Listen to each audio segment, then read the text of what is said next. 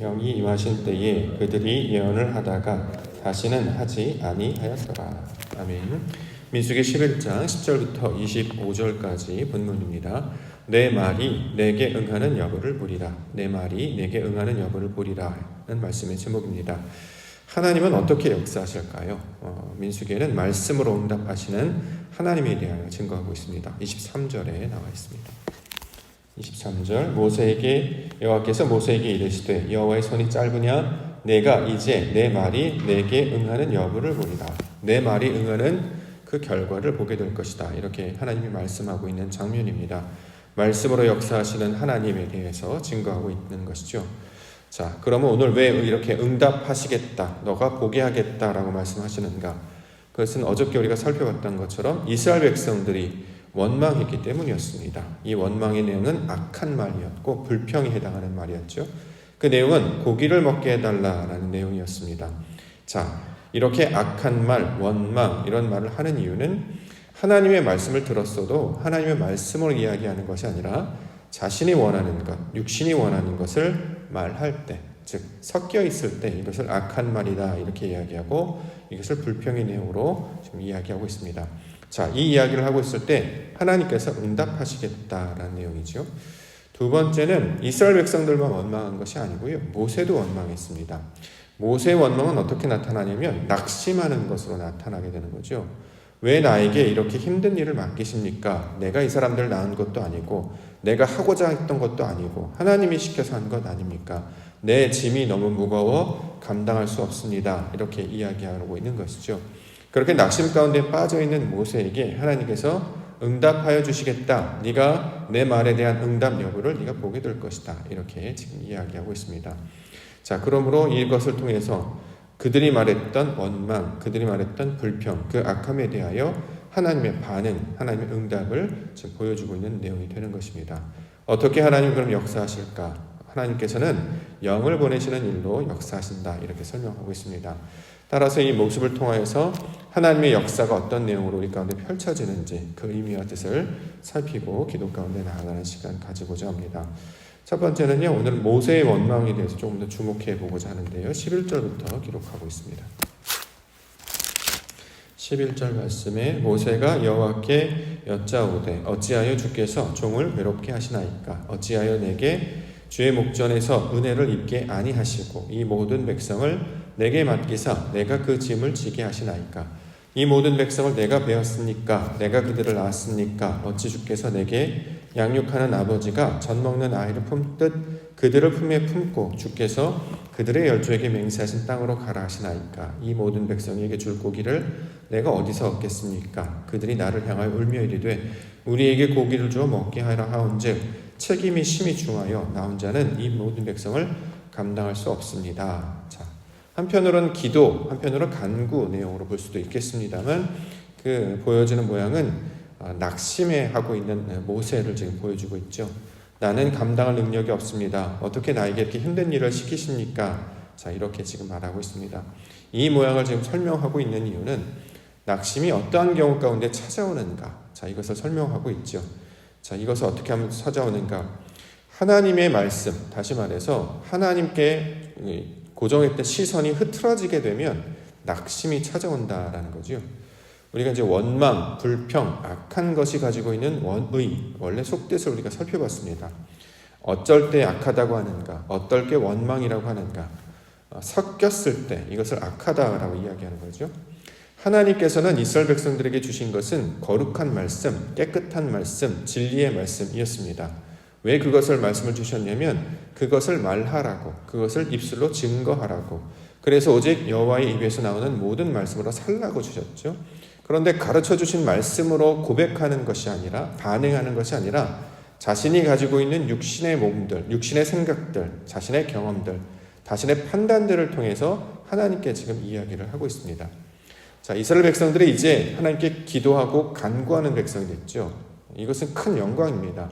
그런데 자, 이제 하나님에 대해서 기도하고 간구하는 자가 됐을 때 그들은 하나님께서 원하시는 것을 말하든가 그렇지 않았다는 거죠. 여전히 육신의 생각들, 여전히 애굽의 생각들, 옛사람의 모습으로 말하던 자가 이스라엘 백성이었고 이 동일한 모습을 닮은 자가 바로 모세였습니다. 모세도 마찬가지죠. 육신을 입고 있었기 때문에 하나님께서 보내시고 하나님께서 이끄시고 하나님께서 약속하셨다라는 말씀을 붙들고 백성 앞에 나아갔는데 백성들이 원망하고 불평하고 자신에 대해서 울부짖으니까 이도 동일하게 낙심 가운데 나아갔다는 것입니다. 왜 그러느냐? 마치 이것이 자신이 스스로 감당해야 될 일로 여겼기 때문이죠. 다시 말해 하나님에 대한 시선을 잃어버리고 환경을 바라보거나 자신을 바라보게 되면 이러한 낙심이 찾아올 수밖에 없게 된다는 것입니다.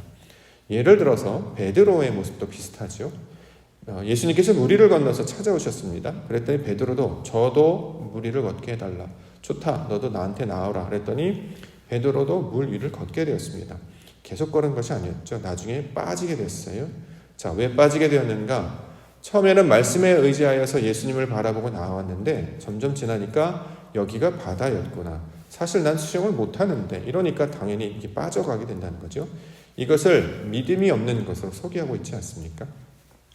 하나님의 말씀을 집중하다가 그 시선이 흐트러지게 되면 어김없이 찾아오는 것이 바로 낙심, 원망, 불평이다라는 거죠. 자, 이것을 우리 가운데 가르쳐 주시는 것은 우리가 자신의 육신을 의지하거나 자신의 생각들, 경험들을 의지하게 되면 이렇게 될 수밖에 없다라는 것이죠. 하나님의 일을 감당할 때에 우리가 낙심을 경험하게 됩니다. 왜냐하면 원하는 대로, 뜻하는 대로 이게 잘 안 되거든요. 그럴 때 원망이나 불평이나 낙심으로 찾아오게 됩니다. 왜 그러느냐? 하나님이 주신 약속을 바라보지 않고 마치 이것이 내가 감당하는 일처럼 느껴지게 되면 여지없이 낙심이 찾아온다는 거죠. 대표적으로 우리에게 주신 것이 바로 율법이었습니다. 율법, 말씀을 주셨죠. 말씀을 주신 이유는 무엇입니까? 그것을 주목하고 바라봄으로 이걸 약속의 말씀으로 우리가 받아야 되는데 이것을 마치 우리가 지켜야 할 무언가로 받게 되면 넘어질 수밖에 없게 되는 거죠. 하나님께서는 율법을 그렇게 우리가 몸으로 행위로 지키라고 주신 것이 아니고 하나님이 어떻게 해 나가실까 이것을 바라보라는 약속으로 소망으로 우리가 보여주셨습니다. 그런데 이것을 잊어버리고 자꾸 이것을 내가 스스로 지키려고 하면 이렇게 무너지고 넘어질 수밖에 없다라는 거죠. 모세를 통해서도 이스라엘의 모습을 함께 보여주셨습니다. 이러할 때 하나님께서는 어떻게 응답하시는가? 지금 그 이야기를 설명하고 있는 내용입니다. 하나님께서 대답하시는 것은 70장로를 세우라 이런 말씀을 주셨죠. 16절과 17절. 여호와께서 모세에게 이르시되 이스라엘 노인 중에 내가 알기로 백성이 장로와 지도자가 될 만한 자 70명을 모아 내게 데리고 와 회막에 이르러 거기서 너와 함께 서게 하라. 내가 강림하여 거기서 너와 말하고 내게 임한 영을 그들에게로 임하게 하리니 그들이 너와 함께 백성의 짐을 담당하고 너 혼자 담당하지 아니하리라. 자, 하나님께서 지금 모세에게 말씀을 주셔서 70장로를 세워라. 그럼 네가 뭘 보게 될 것이냐? 너와 말하는 것도 보게 될 것이지만 네가 세웠던 70의 장로들과 말하는 것도 보게 되리라. 이렇게 이야기하고 있습니다. 자, 이것은 무엇이냐면 하나님께서 이 낙심한 자들을 어떻게 위로하시고 다시 힘을 주시는가. 자, 이것을 보여주고 있는 장면이지요. 우리가 시선이 흐트러졌어요. 하나님을 보다가 이 시선을 흐트러지고 그 믿음이 연약해져서 마치 내가 스스로 내가 일을 감당하는 것처럼 내가 내 능력으로 이걸 감당하는 것처럼 이렇게 나아가게 된다는 거죠. 그랬을 때 낙심이 찾아오면 하나님은 어떻게 위로하시느냐? 우리에게 찾아오셔서 말씀하시고 함께 말하심으로 하나님의 역사가 무엇인지를 보게 해주셨습니다. 자, 그 예배적인 특징이 바로 70장로에 관한 이야기를 하고 있는데요. 이 70장로에 관한 이야기는 나중에 엘리야 선지자의 이야기와 매우 닮아 있죠. 엘리야 선지자가 바알 선지자랑 싸워서 이깁니다. 그래서 막 의기양양했죠. 그런데 다시 아합 왕이 이세벨이 널 잡으러 오겠다 이렇게 했더니 무서워가지고 도망갑니다. 그래서 로덴 나무 아래에서 쉬게 되죠. 그때 그 너무 무서워서 덜덜 떨고 있을 때 하나님께서 찾아오셔서 말씀 주시죠. 열왕기상 19장 18절. 그러나 내가 이스라엘 가운데 7,000일을 남기리니 다 무릎을 바알에게 꿇지 아니하고 다 그 입을 바알에게 맞추지 아니한 자니라. 자, 언제 낙심합니까? 나 혼자 하는 것 같을 때, 내가 하는 것 같을 때 낙심하는데 하나님께서는 하나님의 돕는 배필, 하나님께서 세우신 자들이 이렇게 많이 있음을 보여주신다라는 거죠. 하나님의 영을 받은 자들이, 말씀을 들은 자들이 너와 함께 있다. 이것은 실제로 장로들을 가리키는 말이기도 합니다만 하나님의 말씀을 받은 자들이 너와 말고 또 있다 이런 뜻이죠. 너는 알지 못하나 하나님의 영을 받아서 말씀을 붙잡고 나아가는 자들이 또 있다. 그러므로 그들에게도 말을 할 테니 너희는 낙심하지 말라. 말씀을 주고 있는 장면입니다. 우리가 이제 신앙생활을 해 나갈 때 나 혼자만 열심히 하는 경우가 느껴지는 것 같을 때 있잖아요. 외로울 때. 또 하나님 이 일을 어떻게 해야 되겠습니까? 백성들은 고기를 자꾸 달라고 합니다. 자신의 육신에게 필요한 그것들을 자꾸 달라고 합니다. 근데 나는 고기를 줄 수 있는 상황도 안 되고 내가 감당할 능력도 안 되는데 어떡합니까? 이럴 때 하나님은 또 다른 사람들을 보여주신다는 거죠. 너만 말씀을 보고 듣고 있는 것이 아니라 또 다른 사람에게도 하나님 말씀하시고 그들이 반응하는 모습들을 보여주셨습니다. 그래서 너뿐만 아니라 하나님께서 돕는 자들, 함께한 자들이 너와 같이 있음을 보여주시러 말미암아 그와 동행하고 있음을 알게 해주시는 것입니다. 그러므로 이것이 하나님의 위로의 말씀이 될 뿐만 아니라 하나님께서 우리를 회복시키시는 은혜의 말씀이 된다라는 거죠. 자, 이것을 사람으로 통해서 보여주시기도 해요. 우리가 이제 새벽 예배 굉장히 어려운 신앙생활입니다. 함께 지킬 때에 함께 제단을 지키는 자들 보여주시기도 하고요. 말씀을 지키는 자를 이렇게 듣게 하시거나 보게 하시기도 하지요. 그러나 여기서 말하는 이제 70장로 지혜로운 자들 7천은 궁극적으로 가리키고 있는 것은 예수 그리스도를 가리키고 있는 말씀이죠. 하나님께서 중보자를 내게 두었다. 하나님께서 너를 돕는 배필을 두었다. 그가 너와 함께 할 것이다. 그러므로 너는 낙심하지 말고 다시 말씀으로 붙들고 회복하라. 이렇게 이야기하고 있습니다. 실제로 이 70장로에게 임했던 영은 잠깐 임하다가 다시 사라져버립니다. 25절에 여호와께서 구름 가운데 강림하사 모세에게 말씀하시고 그에게 임한 영을 70장로에게도 임하게 하시니 영이 임하신 때에 그들이 예언을 하다가 다시는 하지 아니하였더라. 자, 우리에게 나타나는 모양으로 잠깐 보여주는 모양으로 나타나는 것이죠. 실제로 영이 임하는 자의 모습이 어떠한 것임을 보여주셨습니다. 자, 이것이 하나님께서 백성들을 위로하시는 증거입니다. 우리가 믿음 생활을 해나갈 때 어려움을 겪을 때 어떻게 우리가 회복할 수 있는가? 우리의 회복은요, 궁극적으로는 사람에 달려있는 것이 아니라 이 말씀에 달려 있습니다. 말씀이 곧 예수 그리스도를 가리키고 있는 것이기 때문입니다. 다른 말로는 율법이라고 이야기할 수 있겠죠. 우리가 날마다 예배 가운데 나와 말씀을 듣고 받으려고 하는 것은 이것을 하나님의 음성으로 여기고 여기에서 주시는 하나님의 뜻을 받기 위함입니다. 자, 오늘도 동일하게 우리에게 말씀을 주세요. 너희가 혼자가 아니다. 너희에게 지혜로운 자, 하나님의 영이 임하는 자가 있으니 그가 진리로 너와 함께 할 것이다. 이것이 70장로의 모습으로, 7천인의 모습으로, 나중에 이것이 완전한 자 예수 그리스도의 모습으로 이렇게 예표로 계속 우리 가운데 보여주시는 거죠. 그러므로 우리가 믿음 가운데 회복할 수 있는 궁극적인 이유는 그리고 그 말씀이 우리 심령 가운데 울려 퍼지게 하시는가, 이것이 바로 하나님이 주신 증거가 되고 있습니다. 그러므로 예배가 하나님께서 내려주신 이 말씀을 듣는 자의 모습, 이 예배가 하나님이 우리에게 주시는 위로의 내용이 된다는 거죠. 이스라엘 백성들을 광야로 베푸셔서 하시는 일은 다른 것이 아니고 모세를 통해서 말씀을 듣게 해주신 것입니다. 이게 하나님의 백성의 증거였잖아요. 마찬가지로 하나님의 백성들이 위로를 어떻게 받아야 되냐? 예배를 통해서 받아야 된다는 거죠.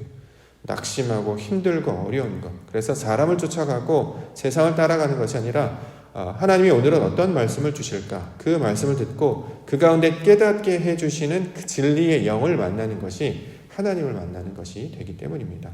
우리는 말씀의 사람들로 세워주셨기 때문에 힘과 능력과 생명은 오직 그 말씀을 다시 공급받는 것을 통해서 나타나게 됩니다. 자, 이것이 바로 하나님이 주신 은혜의 목소리가 된다는 거죠. 반면에 이스라엘 백성들에게는 고기를 주겠다라고 말씀하시기도 하셨습니다. 18절.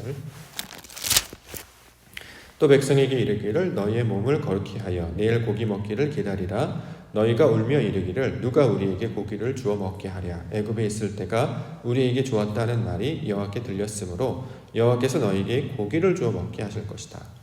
자, 고기를 먹게 해달라고 이렇게 원망했다는 거죠. 근데 실제로 하나님께서 고기를 주어 먹게 하실 것이다 이렇게 이야기합니다. 여기서 말하는 고기는 무엇일까요?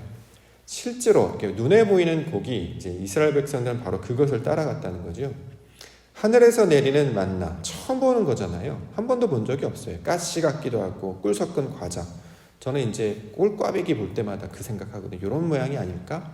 우리가 소위 말해 한과 같이 생긴 거, 그런 거, 이런 게 바로 만나 비슷하지 않았을까? 이 애굽에 있을 땐 한 번도 본 적이 없죠. 자, 그랬다가 만나만 먹으니까 이게 이상하기도 하고 맛도 달콤하기는 하나 뭔가 영양가도 없어 보이고 매일 똑같은 것들 들으니까 이제 답답하다 보니까 애굽에서 있었던 것들 떠올리면서 옛날에 이런 거 있었는데 이렇게 표현하기도 했습니다. 자, 그럼 이 영적인 의미는 여기서 말하는 만나라고 하는 것은 하나님이 주신 말씀, 진리가 되겠죠. 처음 듣는 이야기, 하나님이 하늘의 뜻으로 내려주신 그 말씀을 듣는 것을 만나라고 이야기해요. 자, 이걸 처음 듣고 처음 맛보기 때문에 사람들은 몰랐는데 실제로 이것이 생명을 주는 것이었고, 이스라엘 백성들이 원했던 고기는 무엇이냐면 세상의 교훈과 지식을 가리키는 말이죠. 애굽에서 들었던 말씀들, 세상 이야기들, 세상의 지식들, 또 여러 가지 교훈들, 풍조들, 세상에서 나는 많은 예화들, 이런 것도 좀 들어야 우리가 좀 윤택하게 살지 않겠습니까? 이렇게 얘기했다라는 거죠. 그것을 고기로 지금 표현을 하고 있는 것입니다. 근데 하나님께서 이 고기를 주어 먹게 하신다. 실제로 이제 메추라기라고 하는 이 고기를 보여주셨어요. 그럼 여기서 말하는 고기는 뭘 가리키는 말인가? 자, 하늘에서 내려주신 말씀이 만나가 진리임을 깨달으면 이게 영의 양식이 된다는 거잖아요. 마찬가지로 이 고기를 줄 때도 이걸 고기로 받아 먹으면 그냥 죽습니다. 그렇지 않겠습니까? 육신이 이렇게 하는 것일 수 있지만 여기서 주는 고기의 목적은 이 고기가 가지고 있는 의미를 깨달으라고 주는 거죠. 근데 의미는 깨닫지 못하고 고기만 먹으면 너희는 죽게 된다. 이 이야기를 지금 하고 있습니다. 나중에 신약에서 이걸 풀어주기도 하죠. 실제로 여기는 고기를 주어 먹기에 너희가 고기를 원해 고기를 줬어 라고 하면 고기를 먹습니다. 근데 이제 하나님께서 우리에게 주신 고기는 뭐냐면 이 고기가 가지고 있는 단어를 풀어보면 복음이라는 뜻을 사실은 가지고 있습니다. 바사르 이런 뜻인데 육체라는 뜻인데 원래 이 고기가 가지고 있는 의미는 하나님이 주신 말씀, 복음이라는 뜻을 가지고 있어요. 사람은 이걸 복음으로 듣지 않죠. 그냥 고기로만 보여지는 것만으로 이제 보여지기 때문에 사람들은 그 진리를 깨닫지 못하고 겉의 모습으로 먹기를 원합니다. 그래서 이것을 실제로 그들이 원하는 것을 주었다 이렇게 이야기합니다. 진리를 간구하면 진리를 듣게 하시고요. 세상 이야기를 듣기를 원하면 세상 이야기를 듣게 해주십니다. 자, 그럼 어떤 게 우리를 살게 할까요? 성경은 분명히 진리가 우리를 살게 할 것이다, 자유케 할 것이다 말하고 세상의 것은 먹고 죽게 된다 이렇게 이야기하고 있습니다. 그러므로 우리가 구해야 되는 것은 하나님의 영의 양식, 말씀과 진리가 되어야 된다는 거죠. 그것을 이렇게 연습을 해야 하나님께서 우리에게 주신 모든 것이 하나님의 진리를 담고 있는 것인데 이것을 깨닫지 못하면 그 의미는 깨닫지 못하고 그냥 말씀만을 먹다가 죽게 되는 인생이 된다. 자, 이 이야기를 가리키고 있습니다. 그러므로 우리가 나아가야 될 궁극적인 위치는 지성소의 자리까지 하나님의 말씀의 그 뜻을 깨닫는 자리까지 나아갈 수 있어야 할 것입니다. 메신저를 보내는 이유가 메신저의 목소리를 들으라고 보내신 것이 아니죠. 메신저가 전하는 말씀을 통해서 역사하시는 하나님의 음성을 들을 수 있어야 합니다. 이것을 이제 진리라고 말하기 때문입니다. 우리가 날마다 주시는 그 음식의 양식을 하늘의 뜻을 먹고 마실 때에 이것이 바로 하나님께서 주시는 응답이요, 살아계신 하나님의 역사가 될 것입니다. 그래서 날마다 우리와 동행한다 이렇게 얘기하죠. 우리에게 언제 먹을 거 줬나요? 우리에게 언제 은혜 주셨나요? 다 주셨다는 거죠. 우리는 먹은 적이 없는데요. 다 주셨는데 너희가 깨닫지 못했을 뿐이지 하나님의 것을 먹지 못했을 뿐이지 40년 동안이나 나는 너와 늘 동행하였고 날마다 먹을 것과 입을 것과 마실 것을 주었느니라 이렇게 이야기하고 있습니다. 그러므로 우리가 신앙의 여정 가운데 감당해야 되는 것, 이 모든 과정을 통해서 역사하시는 그 하나님의 참뜻을 바라볼 수 있도록 믿음의 눈과 귀를 열어주옵소서. 하나님이 주시는 그 양식, 보여주는 모든 일을 통해 하나님의 뜻을 깨닫게 해주시옵소서. 그래서 나의 생각이 벗어지고 나의 옛 습관이 벗어지고 나의 육신의 소욕이 다 벗어지고 오직 하나님의 말씀으로 주신 그 깨끗한 영으로 주신 말씀만을 붙들고 순종하는 백성이 되게 해주시옵소서. 그리할 때 우리를 거룩한 하나님의 자녀로 세워주실 줄 믿습니다. 신앙이 바로 그 과정이거든요. 나의 뜻대로 마옵시고 아버지의 뜻대로 하옵소서. 바로 예수 그리스도를 닮게 하시는 것, 그 말씀 자체이신 예수 그리스도를 닮게 하는 것이 신앙의 모습입니다. 오늘도 그 예수 그리스도를 믿음으로 우리가 다시 한번 영접하고 하나님의 뜻을 분별하며 말씀과 동행하는 하나님의 거룩한 백성들 되시기를 주의 이름으로 간절히 축원합니다. 기도하겠습니다.